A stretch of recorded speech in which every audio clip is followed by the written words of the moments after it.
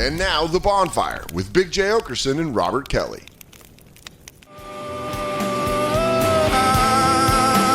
Welcome back to The Bonfire, Faction Talk Sirius XM 103. Great Robert Kelly. I'm Big J. Okerson. Trump. I mean, dude, if you don't think that's funny as a comedian or anybody likes comedy, that this fucking tub of shit is working McDonald's, fucking doing fries, sticking his head out the window just to troll Kamala Harris is fucking funny, dude. I love it. Do me a favor, Christine. Buy this $1,000 signed Donald J. Trump edition, and let's get that up somewhere quick. I want that. I want that so bad. Oh, I do. The Donald J. Trump. I'd say I'll buy all of it. We should give it to Lou so we can get an X-Acto knife and cut out the Constitution from it. I should actually, at the airport this weekend, I should buy a Kamala Harris and a Donald Trump chocolate bar. Oh, did you ever notice that the Donald Trump chocolate bars are all gone and the Kamala Harris bars are all there? Are they really? Yeah. Nice. Yeah. I hope I can find a Trump one. I told you, I brought that deck of gold-plated playing cards. Of Trump? There's like a $20 deck of cards at a gas station. They had 4 of them. I bought like 2 or 3. I bought this Trump sneakers. I got the Trump sneakers. Did you? Yeah, I was going to wear them at Skankfest. When we did the Bonfire Live, I was going to wear the Trump sneakers, and I was going to wear one angel wing on the right side, and I forgot the fucking sneakers because Don hid them in a box, and we moved, and I can't. Damn it! There's the cards I got. They're so great. They're so great. The box is so like. I do want that pack. It's a great deck of cards. He's a lunatic. It's so nice. But I'm saying the whole thing is like the guy's like a pop culture hero at this point. Yeah. He is a fucking lunatic. Wow, look at those. Ooh, that's sharp. He is such a cheese ball with the gold. He loves gold. He loves gold. Look at this store. This the is Trump store? Crazy. This is all just him. Christine, look at Home and Spa, please. I'd like to see. He put on a house that just sold in, I think it's on Connecticut Sound, whatever. It was millions of dollars, like $38 million it sold for. But the people that bought it had to renovate the entire thing. It was all gilded. Yeah. Gold. It was gold. Everything was gold. He's a fucking cheese ball. Yeah. Go to the men's. Gold is insane. He likes like the Roman Empire type shit. Yeah. Like with the big columns and It's shit. like Joan Rivers' apartment. Yeah. Her and Donald Trump have the same taste. They do. They have that fucking like early rich person fucking decor. 90s rich. Yeah, 90s horseshit rich. Dude, he has the same. It's like when Anthony Cumia's apartment was the fucking Sopranos rich. Donald Trump has the same taste as Master P. Like the same problems. He goes, I got gold-plated toilets. Found out it's where Dookie goes. So kind of a waste. You know, I actually, had a gold-plated toilet? Saddam Hussein. Did he really? And I took a shit in it. Really? I have a picture of me shitting. In the gold toilet? Yeah, we went there with Colin. We went to Saddam's palace. Did you find out afterwards there was no plumbing, so he just has to live there now? It's like no, shitting in a Home Depot toilet? No, there was plumbing because when they attacked Iraq, they didn't attack any of his palaces because they were all fortified. Mm-hmm. So they sent one rocket through his bedroom window just to let him know, and they fucking ran. So they took over all the 36 palaces and put our bases in the palaces. Nice. Because it was already had walls and fort. If you look, that probably doesn't make the locals upset at all, honestly. A pure occupation. Then another country has come and taken the palaces of your evil leader. I bet they love that. I went by it was called the Perfume Palace, the Rape Palace of Uday. Nice. He had a palace that looked like a perfume bottle that he would do all his raping in. Oh, really? Yeah. But it was gold. No, that wasn't gold. Oh, you think your rape room would be gold? You think so? Because it's easier to clean. That's where you chintz? This is where he chinches? The rape room? Oh, man, I want to buy so much Trump stuff, but I won't wear any of it. I do want the pack of cards. The deck of cards is one of my favorite things that I own. I have a little pen that you push and it says Trump's things, and I have one that was Hillary, when you could say her things. Trump's was hilarious, dude. We saw a thing in Philly the other day. I think that was the back windshield of someone's car. It's a picture of Trump. And it's on the actual back windshield wiper. It's his arm with a finger out, so he's doing like no. So funny. I mean, I don't care who you. I know people hate him they hate him. They think he's a racist, but he's fucking hilarious. He's hilarious, but as funny as it is to never. I don't know if I've ever seen a politician this universally. Shouldn't say universally. The people that hate him. hate him with such a passion. I equally haven't seen people be this stoked on somebody who's president. Yeah. You know, nobody was like, dude, Ronald Reagan's the shit. You ever see this guy's like fucking hunting regiment, dude? Also, this guy, the way he wakes up at what? I feel like people like Michelle love Ronald Reagan the way people love Trump. I understand, but I'm not saying people didn't love their politicians. I'm saying it wasn't like a everything in life. Do you know what I mean? Like, this guy's like, some people, their identity is I'm the guy who wears "Make America Great Again." In my circle of people, I'm the guy who has the thing in the yard that says Trump 2024, Trump for Jesus, or whatever the fuck. Trump is Jesus. You know what I mean? So it's like that stuff. I'm surprised. That's what blows me away too. I'm like, why are you guys so into him? Like, why can't you go, maybe here's some good things he did in policy. And also, like, what a ridiculous lunatic to say this fucking thing. There's no in between. It's They funny. go, no, he's just telling you like it is. He goes, no, that was like a weird, dumb thing to say for sure. Why can't there be like any kind of realism? They call him a racist too, but they went back into his life. Before his wife now, he was He dating fucked so many blacks. he was dating a black girl, and all these black dudes were talking about, like, they would go to the clubs, the black clubs, and Trump would be there without security when he was just Trump, hanging out at black clubs, banging black chicks. He loved Black people loved Trump. They loved him. Fucking loved him. They love Scarface. And he loved them. Huh? He loved them. Oh, yeah. I mean, like, whatever capacity. It's just like, the guy is what he is. I just am so surprised that it's like, it's that people are so stoked on him is what blows my mind. I go, why do you think this guy is like the greatest thing that happened to the presidency? Like, that's what I'm not getting. Like, what is it you love about him that you're like, this guy's the greatest president? Yeah, it's weird because we had I don't understand what he's accomplished in his time that you're like, this guy is the shit. I don't think who knows? Kamala Harris might be the best or the absolute worst. Because he says shit that you're not supposed to say. He's not presidential. And he says that I find that kind of scary. It's fucking terrifying. And he says that stuff at he says these funny fucked up things about Kamala being a liar about McDonald's. Then he goes to McDonald's and says, I've worked here 15 minutes. People love that shit about him. That he says stuff that the regular douchebag would say hanging out at a but barbecue. the fact that he has time to do an act that grand to go be bitchy to somebody is fucking the thing where you're like, there's probably better ways to dedicate your time. But is there? Maybe not. Not for my entertainment. What, the Best View? clicks, yeah. Listen, this goes back to well before you were here on the Bonfire, but one of my favorite things we ever went over on this show was early in the show when Trump got elected. It was when they had the hurricane in Puerto Rico, and he was going down, and the way he was throwing paper towels to people, like he was like shooting baskets, like to families like smashing each other to pieces to try to get some kind of and paper towels for a flooded goddamn whole island. He's like, and bounty for you, and there you go, little Kirkland big bag over there. Yeah, he's a fucking piece of shit, man. So that's what I'm saying. It's in the people that love him. It's not policy stuff. They're just like, I fucking love him. It's, you know what it is? Yeah, it's there it is. It's religion. He goes, one over there and one over here. He's throwing them to all hot chicks, by the way. This symbolic. Pooyah. I see you back there, mama. He's not throwing one to a dude. He's just all smoking chicks he might bang. He goes, no, not you. Tits behind you. There it is. It's a phenomenon. I don't understand. I would never. The people that will transform their house, their car. I told you, me and Max, their clothing. Me and Max in New Hampshire all summer played the Trump game, where when you would see a Trump sign, you just go Trump, Trump, and it was to the point where it was like Trump, Trump, Trump, Trump, Trump, Trump. Like certain people's houses had 45 Trump signs. That's what I'm saying. It's a lot of money. It was crazy. And that's your house. At the end of the summer, it was 3,000 to 2,500.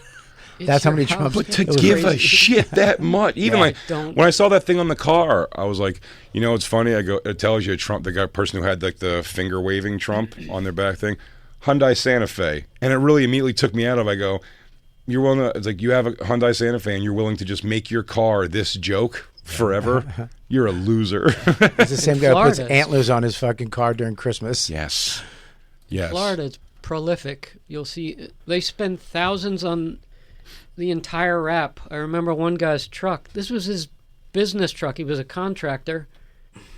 And it said Trump from the front of the truck to the back in gigantic, like 3-foot tall lettering. Yeah. But I mean, that's Well, dedication. they have to tell you about it. That's the thing. They can't. It's they religion. They need you to know. Like we work with a guy who That's your who won't business, shut the fuck too. up about it. You know what I'm talking about, Jacob? Lou? the Lou? meetings? Yeah. Lou? Yeah. Not you, Bob. No, Lou. I said Lou. Black Lou? Oh no. Guy loves Trump. Bobby, do this to your I've truck. been thinking, by the way, guys, we have to find a way. Well, I know he's not here this week. We have to find a way to get Black Lou a new address, just because it Oh, seems like God. it's the launching pad to make a black man make it. I've been told. I've been watching a lot of clips that say that if a black man, Hollywood makes him put a dress on, but then you're in. So if we can just get Black Lou an address for some reason, we'll figure it out. There you go, a full wrapped MAGA car. God, I mean, what a loop. that is crazy, Well, also, man. if that's your business car, you're like, don't you just You're want gonna get more business from people that love Trump. Yeah, but then half the people that don't won't Not in Florida. contract you. That's crazy. Dude, I mean, can't that's wait. fucking crazy. I don't get I it. want to write things that like I'm gonna get my car wrapped with such crazy things like "Welcome Home," the guy who shot Reagan, like he's out now. Like, well, welcome home. Was it John? Welcome home, John Hinckley. Is he out? I think he's out. Yeah, No. I'm almost certain. I think possibly is Mark David Chapman Oh, possibly. he's still in. He's He's not, in. No, he's not out. Yeah, I But- think he's still in. I think Hinckley's out because Yeah. he makes music and people love it. Yoko Ono has to go in every year saying this. Don't let this guy out. Look at these raps. at Officer, that. please. I had no idea the T was twisted. Nice. Trump giving double middle fingers. Yeah, dude. They are. I would raps. absolutely. Let me tell you something. I would absolutely wrap my trunk in a picture of Donald Trump giving Dane Cook super fingers, dude, and then have really small in the back, and then be like Donald Trump, and then be like Bobby Kelly, Jay Davis, Gary Goldman, really small. Hawk Tua. It's Damn, fine. dude. Spit on that thing with Trump double middle fingers. Christine, I'm looking at the price of this, and I'm telling you, if I end up getting a truck, I'm really batting around getting it wrapped with something awesome. It's only $49 for a Huck Tour Trump double fingers.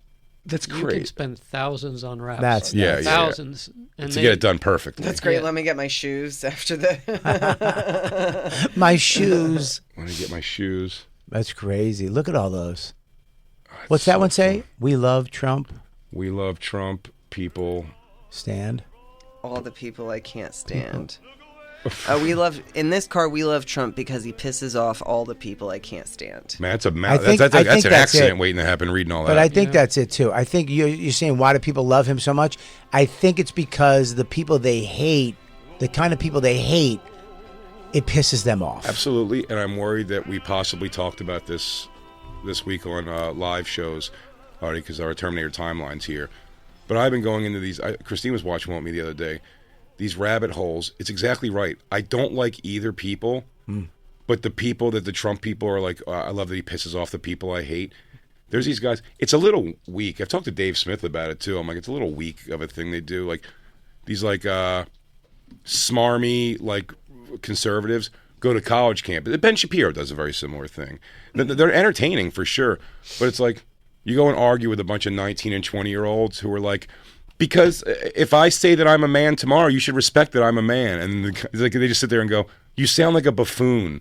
And there's a bunch of people behind them going like, yeah, you sound like a buffoon. But it's like they just lure these college kids to a microphone on campuses. And they're just like, I know- well, I know women exactly. are going to get, coat hanger abortions if it's this way. Charlie, and then he starts giving, Charlie Kirk. Charlie Kirk is the guy That's who the does one. that. That's the person I'm And thinking of he's- particularly. He's very a religious, very American Constitution, and he'll go up. But he's very smart. He dismantles these kids, but you're Dismantles them. dismantling children, Yeah. dumb children. I know their takes. I know they're going to come out and be like, and then he's just like, well, I don't know. I guess I'm important enough for you to come up here. But the one girl, the reason I even found him and started going deep in his thing, because they keep saying, which by the way I think is hyped up and not true. They go, this girl wanted his thing to get flagged so bad that while he's talking to her, she keeps trying to like show her like the top of her nipples so the video would get flagged. I'm like, I don't think that's what she's doing at all. I think she is.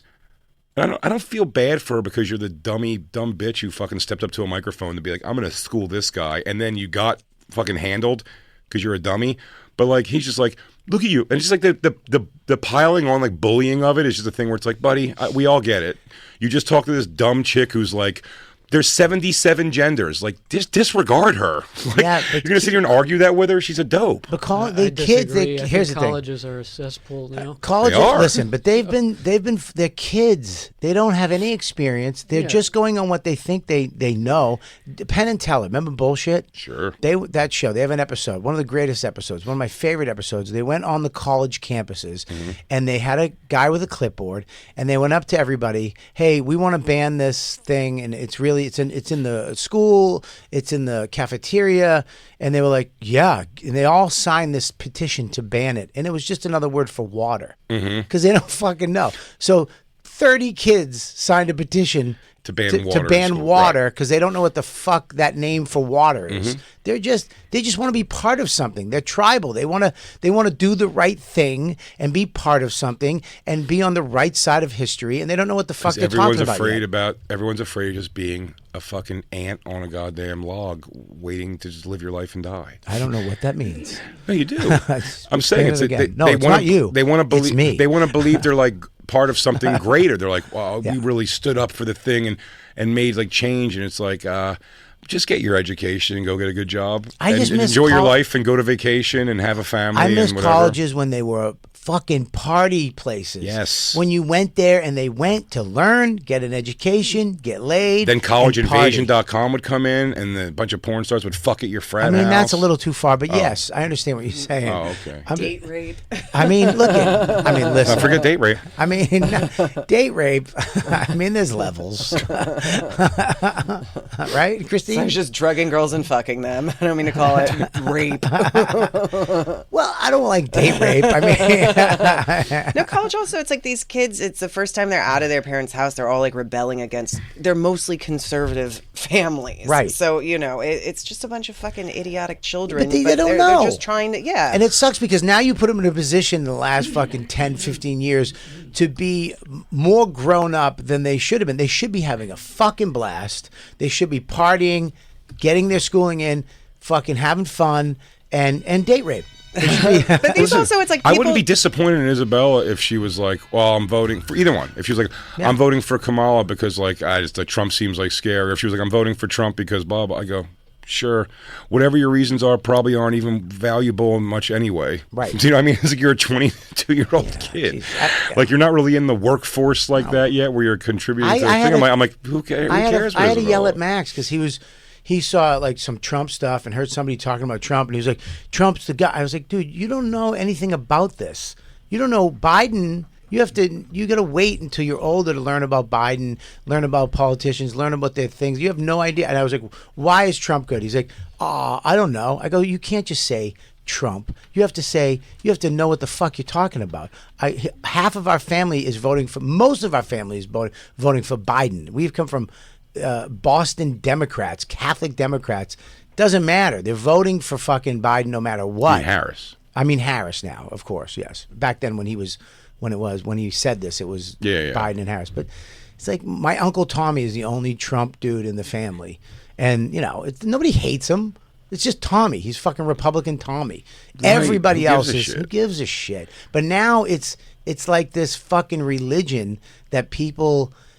Like back in the day when Christians hated rock and roll and sex and all that shit, and they would what was that group that used to stand out in front of people's homes and like veterans and say and fags. Westboro Baptist Church. Fucking fags. Those guys rule. God hates fags. Those guys are what wild. An asshole, man. What a bunch of fucking lunatics. They did one of the smartest moves I've ever seen somebody do. It's such a scumbag move. They frontline their own children.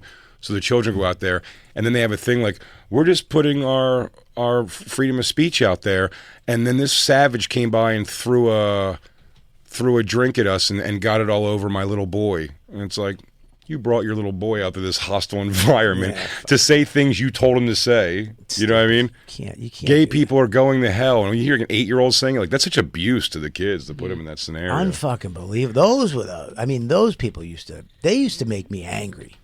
That used to get me. Well, I think again, God hates fags. I think they're pieces of shit, but I found the situation so funny because, like, again, it's the peeling back of like, man, as I'm an adult, I go, I guess because I never feel like an adult. even though I'm almost 47. You don't dress like one. I don't dress like one either. Not But at all. I'm saying I don't feel like an adult, and then you realize, like, oh, because none of us actually are. No. Do you know what I'm saying? Like, I don't feel like an adult. It's the same thing that somebody in their 50s, like the Westboro Baptist Church, you can get a group of adults to think it's not, to defend with pride, like, what? We're allowed to go to a soldier's funeral and sit outside and say he's going to hell because he's gay in front of his whole family. That's speech.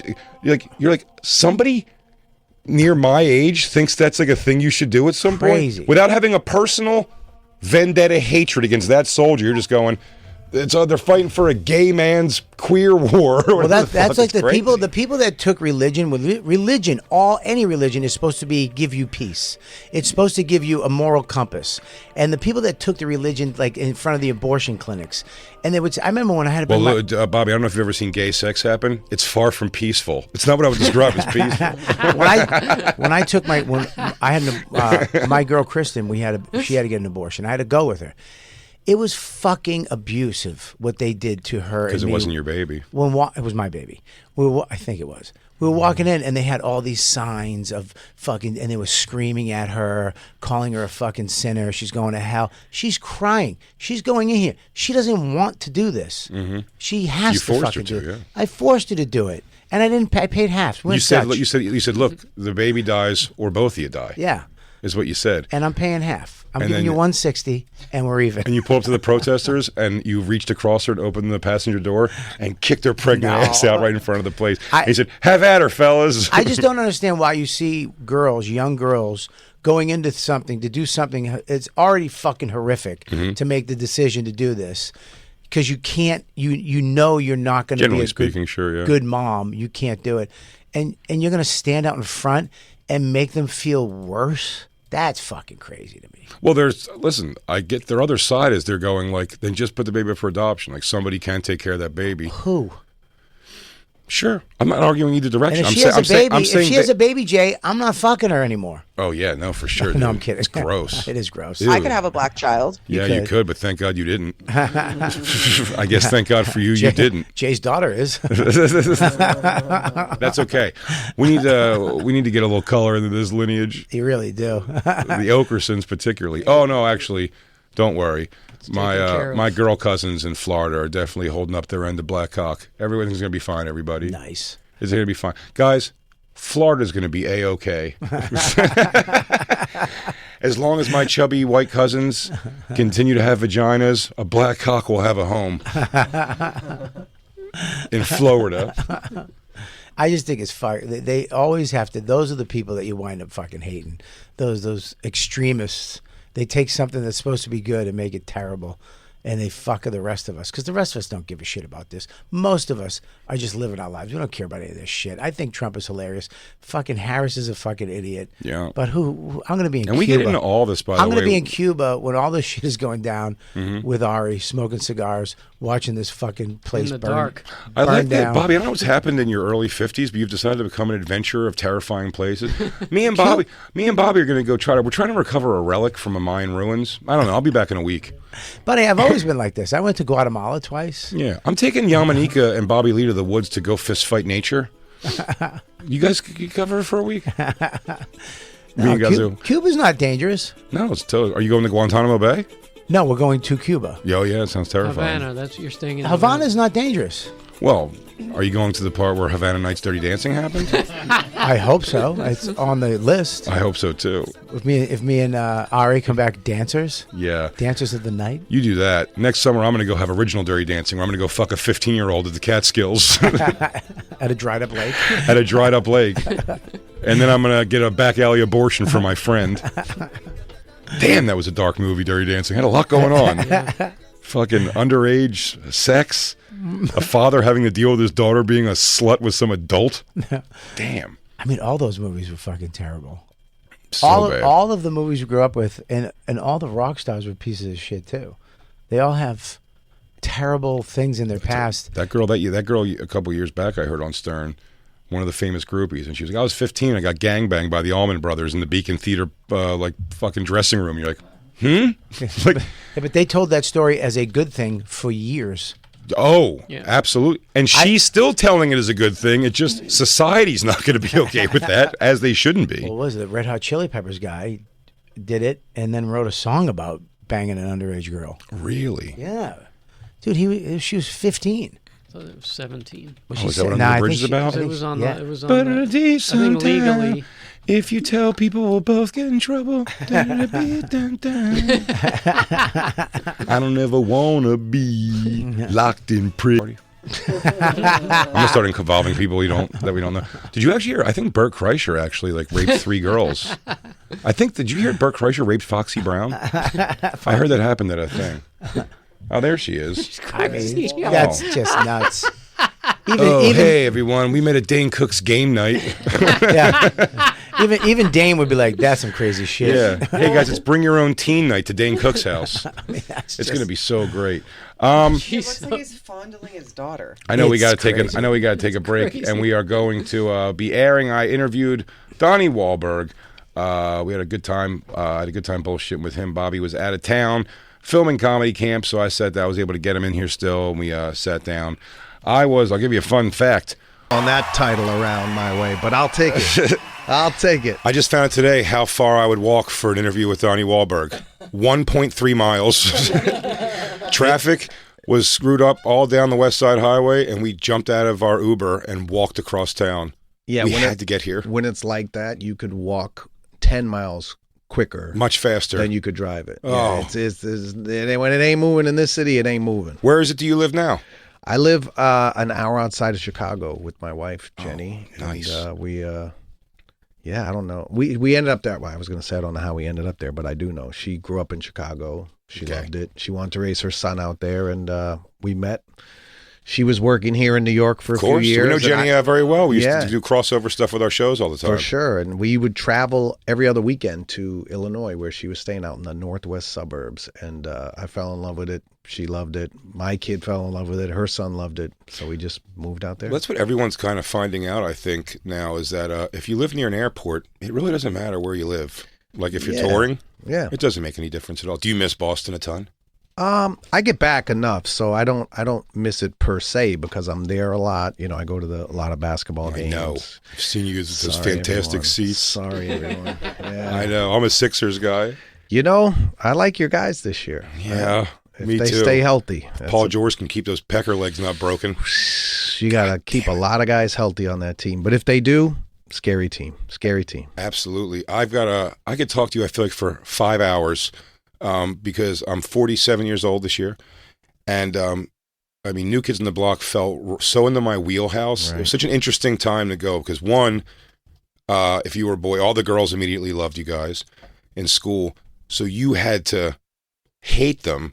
And then behind closed doors, just, please don't go, girl. Yeah. Or those daring few kids who would just embrace it. That's what I did with Michael Jackson.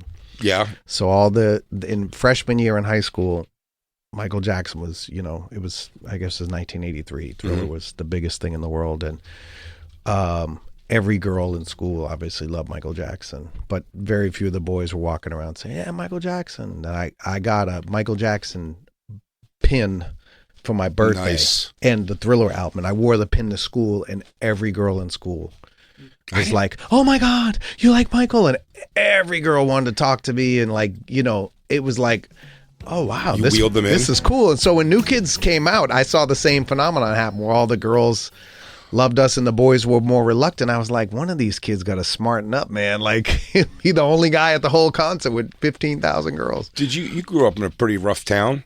Would you say in Boston? Yeah, Dorchester is Dorchester, pretty tough. For sure. Yeah, Bobby Kelly, the co-host of this show, is from. I don't think it's from Dorchester. Where's Bobby from exactly? Bobby Roxbury? Kelly sounds like he's from somewhere in Boston. Oh yeah, no doubt. Bobby Kelly. The only thing we agree on is Mike's roast beef. Yeah, there you go. It is the best.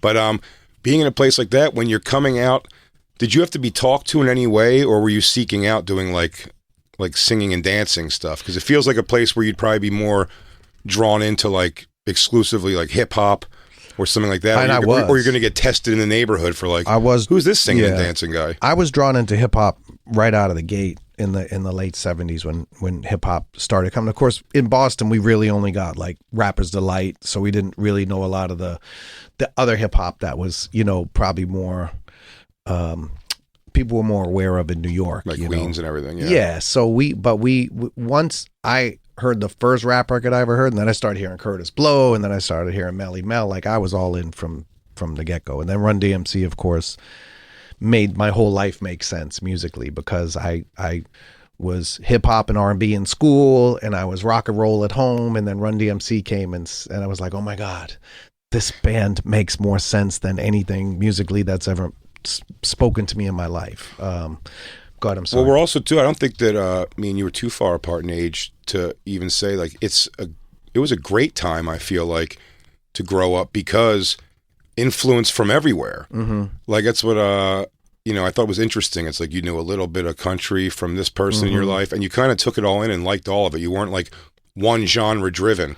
For sure, and that same thing with me. Like I was the first member of New Kids on the Block with my brother Mark, and he quit after like 3 months because he couldn't sing. And he didn't want to be bothered like practicing and learning. I found the studio. Talking about, dude, Feel My Heat? Classic. Yeah, right. That's the thing. The Dirk Diggler performance, that's how he really sings. I got demos from back then. He don't sound any better than that. He didn't have to fake Dirk Diggler singing. He sucked. It was terrible. But he also, I found salvation in the recording studio, right? So I went, one of the first times I went, the producer didn't even show up, just Mark and I went, and there was an 808 drum machine sitting there. And I found a chord, I plugged it into an amp, I started being like a little engineer on my own, and I got the 808 drum machine to work. And no one was in the guy's house. It was just waiting for him to show up. And I started making beats, and it was like, oh my God. Like if I did nothing else when I met this music producer, the guy Maurice Starr who discovered New Edition, I would have been happy. Like I got to make beats on an 808 drum machine. The first beat I made, I replicated Planet Rock, right? Yeah. So I just, because it was 808 drum machine. To see if you could. Yeah, but going back to your previous question about music and getting pulled into it, I had so many, like you said, different music, so much different musical exposure.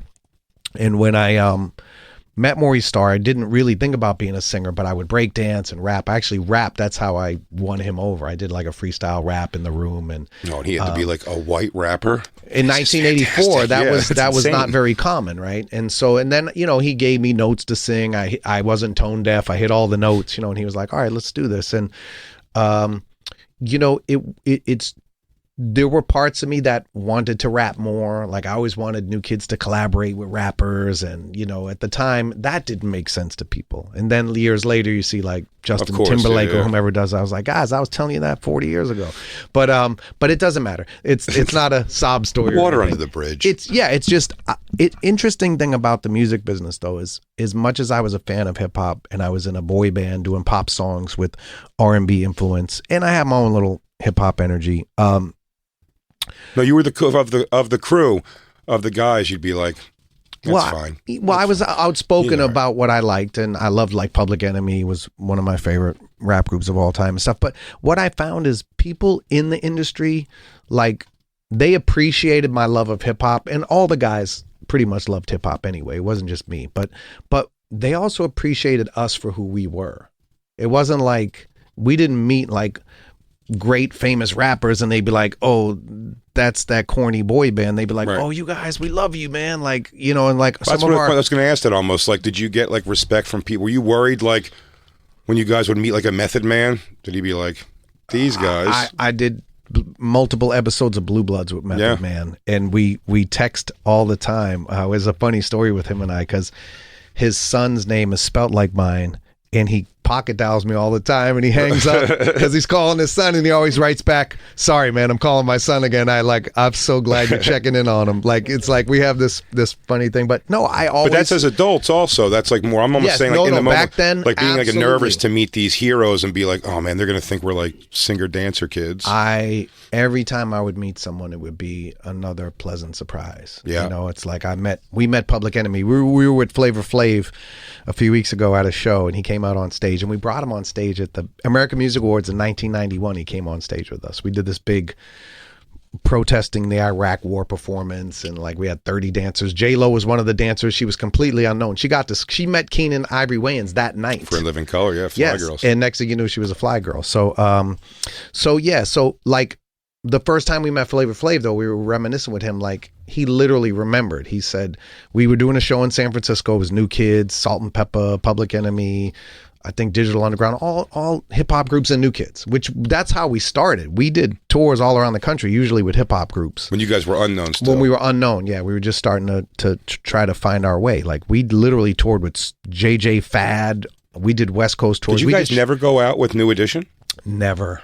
That's interesting. That's the bucket list. Yeah, I was going to say that seems like that would have been like the perfect launching. It will happen. Because that's the plan, time. Correct? Like that's the plan of Maurice Starr was to like make like white New Edition. Well, yeah, I think his plan was, having grown up in the era he grew up in, he saw the Jackson 5 come out, saw how successful they were, and then he saw the Osmonds come out and saw how successful they were. So I think for him, it was him and New Edition had a falling out. And he was like, what do I do next? And it was like, well, I can't do another New Edition. Like, I'm not topping that. It was like, I'll do a new Osmonds. That was really his mindset. Yeah. Did you know you can dance right away? Or did they have to show you that? No, I came in, that was my audition. Like, me and Mark were doing windmills and backspins, and Mark was spinning on his head. Maurice Starr told the story of when, as I said, Mark quit. It was Mark and I were the only two members of New Kids on the Block for the first 5 months, and then he quit. Right. So he didn't like going to singing lessons. He just wanted to run around with his friends and do dumb stuff. And I wanted to go to the studio and make music. So I remember Maurice used to always say, though, when Mark quit, he'd be like, damn. He was like, with every head spin, I was going 1 million, 2 million, 3 million. Like he was like, this little kid's going to make us a fortune. And Mark quit and it was just me. Right. So yeah, I think, I grew up in the music business, really. I grew up learning in recording studios, and it's still a process that I'm still learning. I'm still growing. I'm still discovering new things. I've learned now as an actor has made me a better performer and a better singer, right? All this acting all these years, I perform songs more now than I did. Back then it was like, let me just sing the part. Now it's like, stage comfort in general. Let me act the part. Let me sing this song with an intention, right? And give it a purpose instead of just like singing the words as I wrote them or as someone else wrote them. Are you still loving it, the touring? I love it. Yeah. I love it. It's you able to bring the family and stuff? Oh yeah. As much as we can. Jenny and I both work a lot, but it's the whole second incarnation of New Kids on the Block with all the original members, of course. There's no like replacements or anything. People ask that sometimes, but no. Danny Wood looks exactly the same, but he always looked 35. So when he was 15, he looked 35, and now he still looks 35. When all the girls, like the boys in the thing, like whenever a girl was into Danny Wood, you're like, oh, you got dad issues or something. He was always jacked and 35. He's still jacked. Yeah, man. No, I say he looks the same because he always looked 35. I'm in good shape. That guy is in incredible Hulk shape constantly. But it's like being able to do. You just said you're 47, right? So like every time I walk on stage, it's literally like I can't believe they're still screaming. They're still supporting us. I still love doing it, and it's really like. Being able to go back in time with what you know now, also, how from up above lucky that you guys like stopped for the years and then came back right after P. Diddy. Mm-hmm. How fantastic was that? You got to leapfrog that completely. We leapfrogged a lot of things, not just him. We leapfrogged a lot of things, and yeah, look, it's all been. Higher power at work, man. Honestly, it's if you think about it, like my childhood was spent in a house with 9 kids. My grandmother lived in our basement. My mother and father were fighting all the time. Everybody was running away and getting in trouble, and alcohol and drugs were everywhere. And when my parents split up, my role in the family became to bring everyone together and try to just keep everyone happy. And now I'm talking about when I was 11. Right. Yeah. That just became my role. I was planning the holidays like, all right, Christmas Eve, you be at mom's house at 8:00. I'm telling my 21-year-old siblings, no, you're not going to the bar with your friends. You're going to be at dad's at 9:00. All right, well, let's go. And I learned then how to bring people together and have a good time and make us all feel better about in tough times. And I look at what I'm doing right now. That's what I'm doing for a living. I get 15,000 people together with my band. I plan these crazy events with our manager, and we put on these shows and these tours, and literally people get to put all the pain and struggles in their life aside and go have a phenomenal time for a few hours with us. And for those fans who follow me on social media and stuff, they get to do that every time I do a post. It's like literally like, hey, hope this makes you feel better. Hope this makes you laugh. It's like it's really like what I learned to survive in my household as a kid is what has steered me through my life, and it's what I do for a living now. Just and now it's work. Well, I wanted to ask because after when I've asked Joey Fatone about this also, is like having a moment, years of life where it's like there's you guys need tank escorts to get to hotels in Japan. Mm-hmm. And then there comes the year where it starts like coming like down, where it's not as big. And then the next thing was The Sixth Sense, would you say? Like the first acting thing that people were like, holy shit. That's yeah, I'd probably say that was a game changer for sure. But so the in between, I don't know how much time there was in between there, but did you have like oh shit, like how do you get it back to see like as you're older and you guys are touring and filling arenas still, and it's like that feeling when you don't know that's going to happen 20 years from then, is there like moments where you're like, shit, like I may have like I maybe should have gone to college. No, for sure. And you think about college, well, I thought about it. I was like, all right, do I keep... So just to give some context to it and to still answer the question, when we kind of decided to take a break as new kids and just go our separate ways, it was 1994. And... So was there no fall really? Was there no like dip down? No, there was a dip. We were dipping. We were in the dip, and Jonathan had left the band, and Jordan was thinking about doing a solo album, and I was like, I'll keep going or not. Like I had produced my brother Mark's records. I had like a #1 record that I wrote and produced, and a hit album I produced. Like, Donnie D's on the backup. Donnie D was on the backup for sure. So I was like, I got a whole bunch of things to do. I'm good. If you guys want to take a break, I'm good, because I'm going to go do all these things I want to do, just including acting and stuff. I'm sorry, John. I just want to sidebar before I forget it that the youth today are doomed. My friend who goes in the row with me to like film me is 26, and recently in a restaurant found out that Marky Mark is Mark Wahlberg, and I'm like, that's crazy. Like that's a crazy thing to not know. I was driving with this kid who's his brother is a roadie for New Kids, and so now he's like, hey, can you help my brother with some odd jobs and stuff? Yeah, his little brother, he's 18, and I'm listening to Sirius XM. I'm listening to Rock the Bells radio. Nice. And Wild Wild West by Kool Moe Dee comes on, and I'm like, you know who this is? And he was like, no. I said, you ever hear this song? And he goes, no. And I said, you probably heard Will Smith's version from the movie Wild Wild West. And he goes, what? I was like, you never saw the movie Wild Wild West? I mean, it wasn't a very good movie, but I was like, you know that movie. He was like, I don't know what you're talking about. And I realized even that. He doesn't know the remake. Even that he wasn't born yet. He don't even know the remake. I don't even know if he knows who Will Smith is. Like, these kids, it's so You wild. have kids? I do. Did you, how old are they? 31 and 23. And my stepson is now 22. Wow. My daughter's 22, and almost like through osmosis, or just thank God it just happened. I didn't think growing up that she was picking up anything I was kind of putting in her, like music-wise. And then she just like hit like 18, 19, and then it wasn't lame to admit she liked the things, and now she has such a knowledge of music. I'm so appreciative of that. That's a scary thing. How much people have no context of history of anything. It's true, and sometimes it's okay, and sometimes it's a head scratching. But just to answer your Joey Fatone question, sorry, because I go off the rails sometimes. Oh, me too. And deviate. Yeah, I like it. It's good. Listen, I'm all about it. Just dangle a conversation in front of me, and I'm following it. But in '94 when we broke up, I thought I was the new kid most prepared for this. I was like, I'm producing records. I'm like, I'm on fire right now. You guys, I produced like a good portion of the last album we did before the breakup, and the producers were Donnie Wahlberg, Teddy Riley, Narada Michael Walden, it's like, yeah, I'm in that class. Like, I'm making records, guys. Not that level of Teddy Riley. Forgive me for saying that. I didn't mean it that way. Or Narada Michael Walden. But like, I was doing. But you're working, so it's like you have the yes. The net. Yes, but the group was officially broken up. I walked into the bathroom of my house. I looked in the mirror, and I realized it was the first time since the age of 14 I wasn't in the band. I wasn't waking up as a member of that band with that goal to look forward to. Even when I was the only guy in the band, I knew every day. I'm like, I'm making records with Maurice Starr. I'm doing this. This is my life.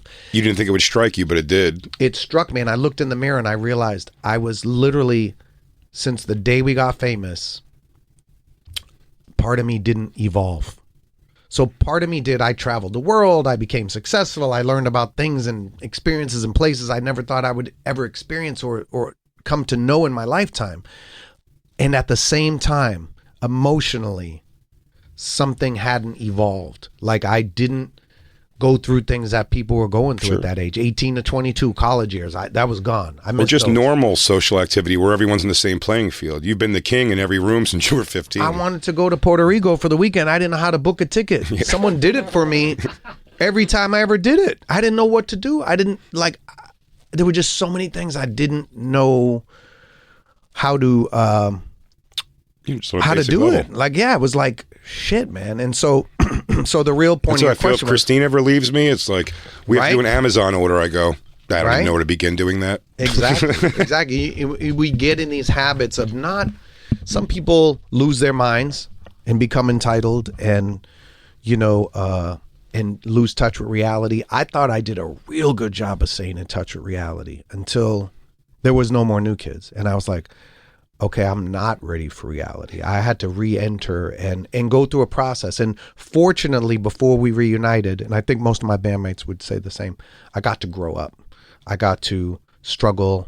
I got to worry. What am I going to do next? Am I ever going to, if I want to stay in this industry, is there anything, can I be successful the way I was? Can I be successful as an actor? I started that process of auditioning and trying to get in movies and stuff like that.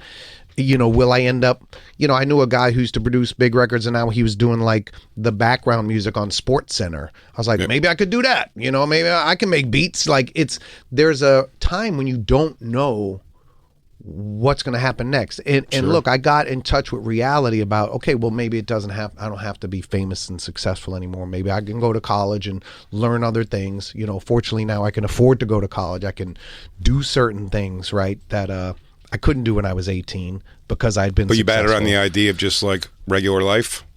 Yes. It happened. And even when I was doing movies, I'd get a movie part, and then I wouldn't get nothing for like 8 months, and I'd do something else, and it was like, shit, man, like, I don't know, maybe I'm just gonna move to a small town and just live. Like, and I don't know what career I'm gonna find, but I'll find something that can support, I mean, I had money. It wasn't like I was destitute or anything like that, but that's also like a cloud that hangs over your head too, I'm sure, for a lot of people. It's like, because you don't want to be that guy that was like really successful and now like you're like on the cover of every newspaper in the country because you went bankrupt, right? It's like or losing your mind or doing crazy shit. Yeah, and I remember 1990, I think it was 90 or 91. I was running to the airport. I was going to LA to do something, and I'm running through the Boston airport, and I get to the gate, and the gate closed, and they were like, "You missed the flight." I know what I was doing. For the listeners who know New Kids, I'll say exactly what I was going to do. I was going to record my voiceover for the Indiana Jones thing I did in the New Kids Universal Studio special. Like, it was this big TV special we did. And I was running to the airport to go to LA to do my voiceover. The door closed. They wouldn't let me get on the plane. I was like, the plane's still there. They were like, yeah, it's too late. And I'm like, but I'm one of the New Kids. They're like, yeah, too late. Oh, that's the worst. Yeah, and as I was walking, it doesn't work. Well, I'm walking away from the gate, and this guy looks at me and holds up the front page of the Boston paper, the Boston Herald, and he says, "Why don't you have your own plane?" And it's me, my face, next to Madonna, Oprah Winfrey, and somebody else and it says New Kids #1 on the Forbes list. So why don't you have your own plane? My face is on top of Oprah, at the peak of Oprah, and all these. I mean, just it's crazy. You should have been like, because I'm a straight white male, and that's what happens in this country to people like us. No, I was like, shit. Like, I didn't assume that's what you said. No, it's not. No, what I thought instantly was, wow, it could be a long fall from that perch. Sure. You know, it's like, why is my face next to them? Like, it's like, I got to really manage myself carefully because, you know, it also, yeah, we were very successful, but it was also divided by 5. Divided by Maurice Starr, who was a part of the equation, and managers and agents and lawyers. And it's like. And I'm sure it wasn't all perfect. It's probably people that fucked you guys over and shit like that a bunch. Yeah, fortunately, none of those guys in our inner circle, you know, our managers were great. Maurice Starr was great. Love him and owe him, you know, so much. Yeah, just I mean, and he believed in me, and you know, when no one else in the world did. They're pacing outside. They want you to go. No, we're good. We're chatting away. If you gotta go, I gotta go. No, I don't have to go. Well, I was just gonna say, it didn't like drive me, but I definitely, you know, I remember like VH1 used to always have, where are they now? Yeah, you know, yeah. Rock stars, and I was like, the guy from like Skid Row or something was like putting up billboards, like when you roll them, like rolling paper. I was like, yeah, I can't do that, man. I can't be that. I can't do that. I gotta keep going, keep working. It's funny. I will find my way to what I'm supposed to do. It's funny that you were like out of the spotlight for a while, and then when you come back, it's the Sixth Sense part, and everyone's like, what is this motherfucker been through? And you're like, it's a character, man. Well, it's like you're playing like a lunatic with like white lips. Arguably the most important character in the movie.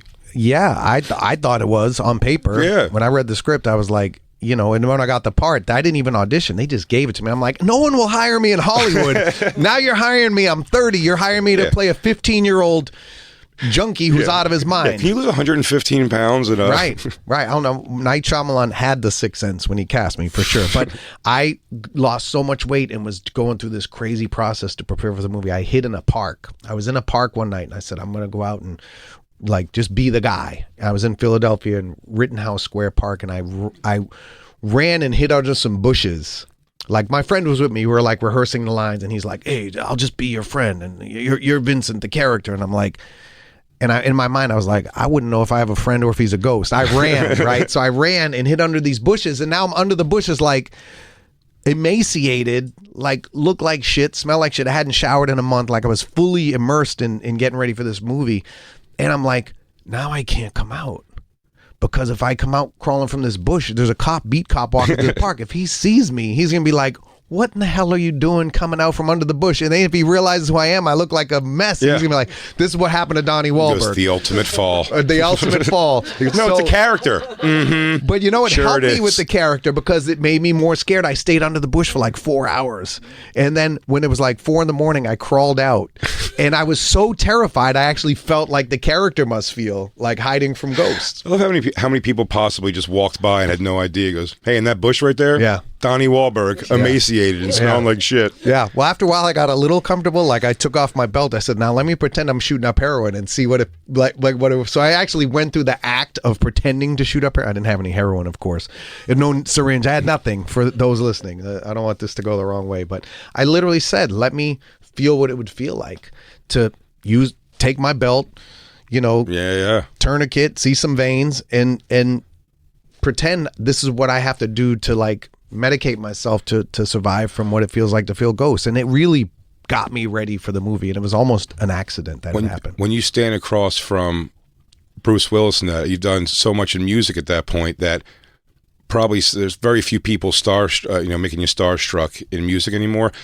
And not even so much starstruck, because I'm sure meeting Bruce Willis isn't that crazy of a thing. More like you're in his arena now, like you're acting like up like with him. Like, is that terrifying? Is that scary? Does that make you feel like that on stage first time again, or first big show jitters? A little bit. I would say more like this. He was really good at making everybody feel at ease. He was just phenomenal. And so we did like a table read about 5 weeks before filming, and I was still like walking around 180 pounds, like, you know, working out.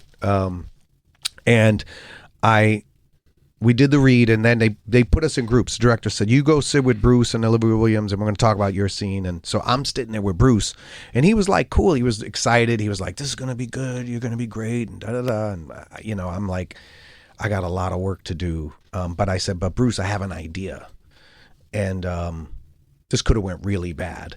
But, and he was like, what's your idea? I said, well, I think the character is supposed to be what will happen to the young kid.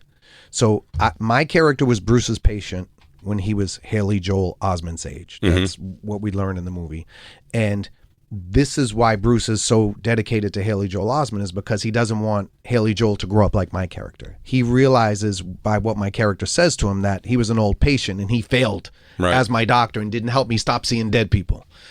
So I said, Bruce, if it's written like the kid's got on like goth clothes and he's, got like just dark rock and roll t-shirt and like tattoos and this and that. A little obvious. Yeah, it just seemed on the nose a little bit. And I was like, if my character's coming to end your life and end his life, why is he hiding behind these clothes and bracelets and, all this like stuff? Why don't I just take it all off and just be naked in the bathroom when you discover me? I was full naked. And he was like, that's crazy. I think that'd be awesome. That makes total sense. And so I was like, okay, wow, well, he likes my idea. You should have leaned back and been like, go tell him for me. Right. No, well, the director came in to the room a few minutes later and Bruce goes, hey, Donnie got a great idea. And I was like, wow. It's like, it's nice. It was nice in that moment to know that I wasn't crazy and that I actually had a good idea, and he loved the idea. And then the director loved it. So that was part of the reason I went to, had they not, I ended up not being naked. I wore underwear because they wanted a PG-13 rating, which they didn't tell me till the day I showed up to film. You would have done it nude. I would have been fully naked. I didn't think that one through, man. I didn't think that one through. You're going to starve for 5 weeks and be naked. Your body starts to eliminate functions. It would have made your wiener look even bigger, probably. No, it would have been the worst. It would have been like getting out of cold water. A malnourished wiener? It was freezing on set. My wiener needs a banana. It was freezing on set, and I would have been malnourished. Yeah, yeah. It was like we were in Philadelphia. It was really cold weather, and I would have totally been so malnourished. Like, I didn't realize, like, bodily functions stop working. Your body, when I was starving myself. I would go without food for like 3 or 4 days. My body would shut down. And so, yeah, I don't know what would happen. But fortunately, they made me wear underwear, and they tried to make me wear the clothes after all. And I said, no, I just lost 41 pounds in 5 weeks. Jesus. I'm going to wear something, but be mostly naked. They said you could wear underwear, and that was it. That was the compromise. I want to talk some. They're literally like waving outside, like where they're landing planes. You gotta go. There's a traffic window. We gotta take it now, or you're gonna walk 10 miles to your next interview. No, Donnie, it's been great. I hope you get to come back soon, man, and come on the show especially when Bobby's here. Old Boston guys, you guys will have a blast. Bobby Kelly. I'm gonna be I'm doing the Wilbur Theater in December, and man, oh really? I'm so excited for that Mike's Roast Beef. I'm gonna check it out because I go up and back and forth to Celtics games, so I'll look for you. Oh, please do, man. Yeah, and it's a great season 14, the final season of Blue Bloods, airing the final 10 episodes starting Friday, October 18th, 10 p.m. Do not miss it. It's such a great show, such a long-running show. That's a dream to get something like that, I bet, that you get to do this that long and enjoy your cast. It's The Bonfire.